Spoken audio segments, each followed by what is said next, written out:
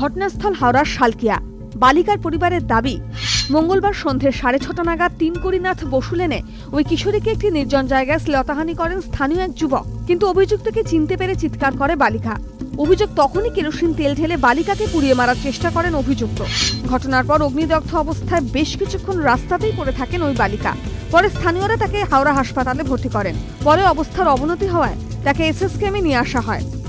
হঠাৎ একটা ছেলে এসছে, ওকে উঠিয়ে রেলের জায়গা আছে, ওখানে মাঠ উঠারে খুব জঙ্গল আছে, ওর মধ্যে নিয়ে গেছে। নিয়ে গিয়ে বলাৎকার করতে করেছে। বাড়ি যাবে তো বলে দেবে, তো ধরা পড়ে যাবো। বাইরে লোক সবাই জানবে কি এরকম করেছে, তা মার দেবে, চাहे কিছু করবে। সেইটা একে আগুন লাগিয়ে দিয়ে, কিরাসিন তেল দিয়ে আগুন লাগিয়ে দিয়েছে।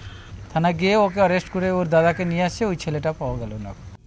স্থানীয়দের অভিযোগ, ওই এলাকায় নিয়মিত দাপিয়ে বেড়ায় দুষ্কৃতীরা, কিন্তু সবকিছু দেখেও নিষ্ক্রিয় পুলিশ। গায়ে কেরোসিন তেল ধরতে গিয়ে জেলের দেশলাই মেরে দিয়েছে। তখন বলছে আমি বাবা জ্বলছে। তখন কি করে নিজের ইচ্ছে জামাটা ছিঁড়ে ফেলে, সামনে জল ছিল, জলে ডুবে গেছে। এর কোনো বিচার নেই। অত বড় ছেলে অমনি করলো না, কি পুলিশরা করছে? একটা ছেলেটাকে ধরতে পারছে না, তার দাদাকে তো আমরা ধরিয়ে দিয়েছি। বালিকার শরীরের 50%-এরও বেশি পুড়ে গিয়েছে। সুস্থ হলে তার জবানবন্দি নেওয়া হবে বলে জানিয়েছে পুলিশ। গোলাবাড়ি থানার পাশাপাশি ঘটনার তদন্ত শুরু করেছে হাওড়া সিটি পুলিশের গোয়েন্দা বিভাগও। সুনীত হালদার ও সুভাষ বৈদ্যের রিপোর্ট, এবিপি আনন্দ।